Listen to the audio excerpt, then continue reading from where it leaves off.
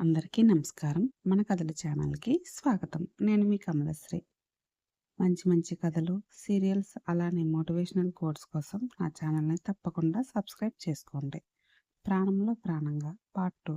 Madam గారికి wedding night పైకి మనసు మళ్ళిందా?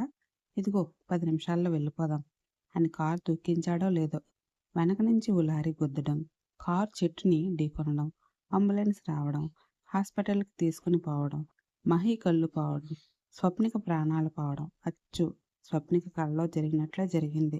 మహికి మాత్రం స్వప్నిక చావు గురించి చెప్పలేదు డాక్టర్లు. మహికి 2 రోజుల వరకు స్పృహ రాలేదు. డాక్టర్, వీళ్ళ తాలూకు వాళ్ళు ఎవరో తెలిస్తే ఆ అమ్మాయి బాడీని వాళ్ళకి అప్పగిద్దాం అన్నాడు జూనియర్ డాక్టర్ సీనియర్ డాక్టర్ వరుణ్తో. తను నాకు బాగా కావలసిన వ్యక్తి శ్రీధర్. మహీధర్ అని చాలా మంచివాడు. నాకు బావ కావలసినవాడు. ఈమెకు భర్త అయ్యాడు. ఈరోజు ఈ పరిస్థితుల్లో ఉన్నాడు అన్నాడు వరుణ్. ఓ, మీరు చెప్పారు కదా సార్, అదేనా? ఆశ్చర్యంగా అడిగాడు శ్రీధర్. ఎస్ శ్రీధర్, తనే. నా సొంత మేనత్త వాసవి కొడుకు. చిన్నప్పటి నుంచి వీడే తన భర్త అని నా చెల్లెలు పవిత్ర ఎన్నో ఆశలు పెట్టుకుంది. కానీ వీడేమో ఆ స్వప్నికను ప్రేమించాడు. ఆమెతో ప్రేమ ఎన్ని కష్టాలను తెస్తుందో చెప్పినా వినలేదు. ప్రేమ ప్రేమ అంటూ ఆ పిచ్చిదానికి ఆశలు పెట్టి పెళ్లి చేసుకున్నాడు. కానీ ఏం లాభం? ఎన్నో రోజులు కలిసి జీవించకుండానే ఆమె చావుని చవిచూడాల్సి వచ్చింది. నాకు అర్థం కాలేదు సార్. ఈమె ఎవరనుకున్నావు? ఎవరు సార్? వైజాగ్లో పేరు మోషన్ బిల్డర్ శేషాద్రి నాయుడు తెలుసు కదా. ఆయన తెలియని వారు ఎవరుంటారు సార్? ఉండేది వైజాగ్ అయినా ఆంధ్రాలో ఏ కాంట్రాక్ట్ అయినా ఆయన కన్సల్టర్లో జరగాల్సిందే. ఆయన చెప్పిన వారికి రావాల్సిందే. చాలా కథలు కథలుగా చెప్పుకుంటారు ఆయన గురించి. ఆయనే. ఆయనకి ఈమెకి సంబంధం ఏంటి? ఈమె ఆయన గారి భార్య. వాట్? ఆశ్చర్యంగా అన్నాడు శ్రీధర్. అవును, తనకు 10 ఏళ్ళు ఉన్నప్పుడు చిన్న పిల్లని పెళ్లి చేసుకుంటే వ్యాపారంలో కలిసొస్తుందని ఎవరో చెప్తే పేదవారైన స్వప్నిక కన్నవారికి డబ్బు ఆశ చూపి పెళ్లి చేసుకున్నాడు. ఆ తర్వాత వాడికి బాగానే కలిసొచ్చింది. ఓ, మరి వీళ్ళిద్దరికీ ఎలా పరిచయం ఏర్పడింది సార్? అదో పెద్ద కథలే శ్రీధర్. చెప్పినా నీకు అర్థం కాదు. తెలుసుకున్నా నీకు మంచిది కాదు. నీ వెంటికి నీ ప్రాణానికి అని అక్కడి నుంచి కదిలి స్వప్నిక డెడ్ బాడీని చూడటానికి వెళ్ళాడు వరుణ్. ఏంటి? నా ఒంటికి ప్రాణాలకి ప్రమాదమా?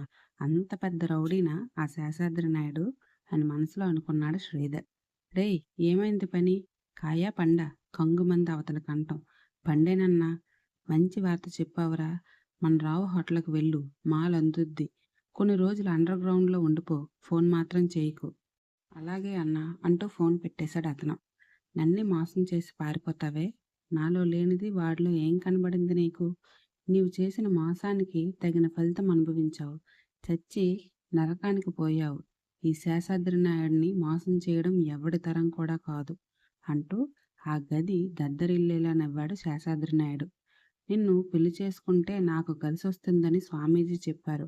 అలాగే నిన్ను చేసుకున్నాక నాకు కలిసొచ్చింది. అలాంటిది నన్ను ఎలా విడిచిపెట్టి వెళ్ళిపోవాలనిపించిందే?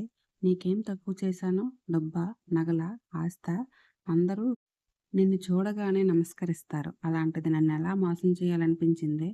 పేదింట్లో పుట్టిన నీకు పట్టు పరుపులు ఏర్పాటు చేశాను. కాలు కందనీయకుండా చూసుకున్నా. అలాంటిది నీకేంటి తక్కువ చేశానని నన్ను వదిలేశావు? నా పరువు తీసావు. నేను ఏకంగా నీ ప్రాణాలని తీశాను అంటూ తెరలు తెరలుగా నవ్వుతున్న అతన్ని ఆశ్చర్యంగా చూస్తున్నారు అతని మనుషులంతా. మార్చురీలో ఉన్న స్వప్నికి మృతదేహం పక్కనే ఓ సన్నని వెలుగురేఖ వచ్చి అది కాస్త పెద్దగా అయ్యింది. ఆ దేహాన్ని చూస్తూ డాక్టర్ వరుణ్ బాధపడుతుంటే అతని పక్కనే నిలబడి చూస్తుందా వెలుగురేఖ. చాలా చిన్న వయసు. మహీతో ఎంతో లైఫ్ ఊహించుకున్నావు కదా స్వప్నిక. ఆ లైఫ్ అంతా తలకిందులుగా మారిపోయింది ఈ ఒక్క యాక్సిడెంట్తో. నా చెల్లెల స్థానంలో వచ్చినా కూడా నీపై నాకు కాస్తైనా కోపం లేదురా తల్లి. ఇప్పుడు మహి స్పృహలో లేడు. తను స్పృహలోకి వచ్చి నా స్వప్నిక ఎక్కడా అంటే ఏం చెప్పాలి? నువ్విలా చేయకూడదురా తల్లి. ఇది కరెక్ట్ కాదు.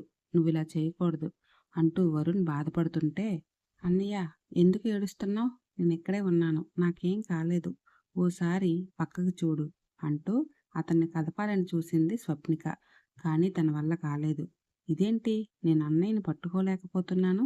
అసలు ఏం జరిగింది? అంటూ అయోమయంగా చూస్తూ ఉంది.